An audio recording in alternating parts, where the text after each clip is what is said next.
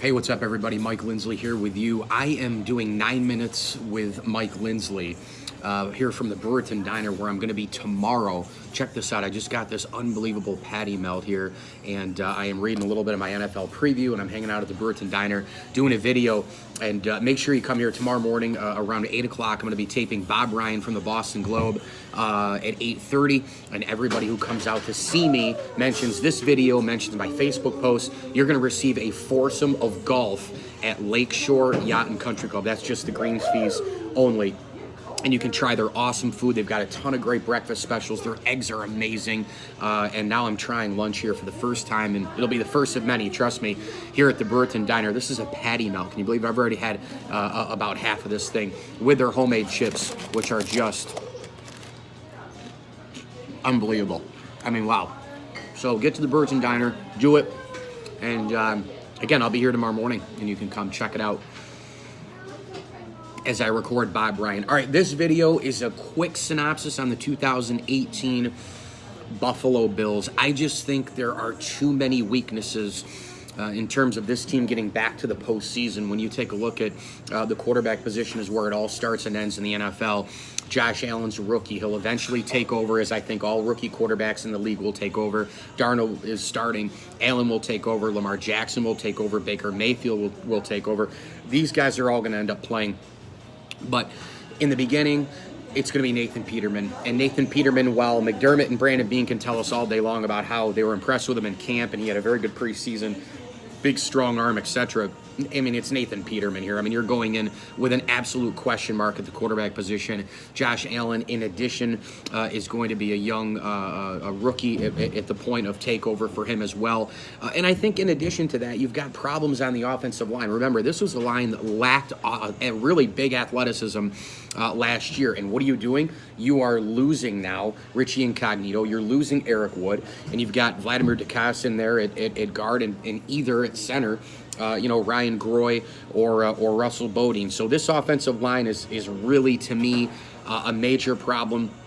You've got the inexperience at quarterback. There's only so much that LaShawn McCoy can do. And let's face it, he's, is he going to even be playing the whole year? I have no idea. They're also super weak at wide receiver. Zay Jones needs to take a step up. Kelvin Benjamin, to me, has shown a little bit of laziness. What's his deal going to be? The tight end position is okay at best. I mean, Kroom had a good preseason. They've got some other guys, but it's very difficult for me to get wildly excited about the Buffalo Bills offense. I'm just not sure how they're going to be able to move the football. When you go to the defense, I think the defense has the opportunity to be scary, scary good. Now, look, their linebackers are going to be extremely inexperienced and young. They're low draftees, etc. But Tremaine Edmunds is the guy to watch on defense. This guy was picked at number 16 out of Virginia Tech. I watched him a bunch in college. He is the real deal. He can go end to end. He's a perfect player for Sean McDermott and that defense as well. So I think Edmunds could be a stud. You're waiting, to see if Kyle Williams can kind of get back. I was so looking forward to seeing Star Lotulelei and Kyle Williams together up front. But, look, Star's going to be a big addition for the Bills. He's a rock-solid, big behemoth defensive tackle who can play up front. And I think with Kyle Williams, if he can get back, that's going to be one of the most formidable defensive tackle units in all of the NFL. As far as the coaching is concerned, I think Sean McDermott is going to stay the course. Again, I think this team will end up having Josh Allen take over later in the year. And Brian Daboll is really the coach that I'm looking forward to watching the most this season, because this is his new offense. This is an offense that has a lot of tricks, a lot of maneuvering. You've got a lot of different guys in space, etc. Of course, the Buffalo Bills, maybe the number one problem is the schedule. I mean, this schedule is a wreck. I mean, is that what you get? Is that your reward for making the postseason, as you get a schedule like this? At Baltimore, home for the Chargers, at the Vikings, at Green Bay, Titans at home, much improved Titans team in my opinion. And then you've got Deshaun Watson and the Texans on the road on October 14th. Then you go at Indianapolis with Andrew Luck back at quarterback, assuming he's healthy this season. Just dealing with Andrew Luck enough it is enough in its own right. It's kind of like Aaron Rodgers coming back for the Packers. You have to think that those guys are worth at least 3 to 5 wins. Then you have the Patriots at home, Bears with Khalil Mack at home, at the Jets, divisional game, total toss-up. Bye week, 18th of November. Then you got Jacksonville, a team that almost went to the Super Bowl last year, a team that beat you in the postseason last year.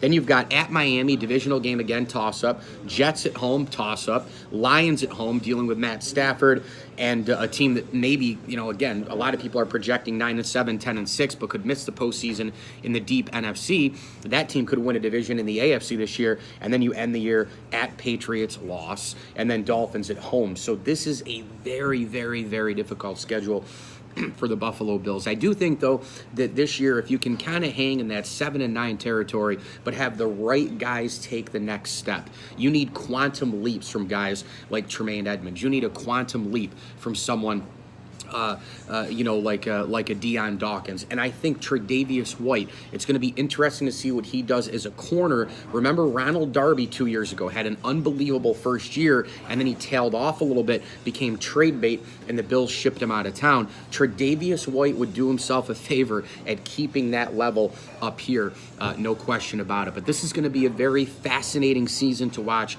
the Buffalo Bills. I think they're going to be 2-7 in the first 9 games of the season.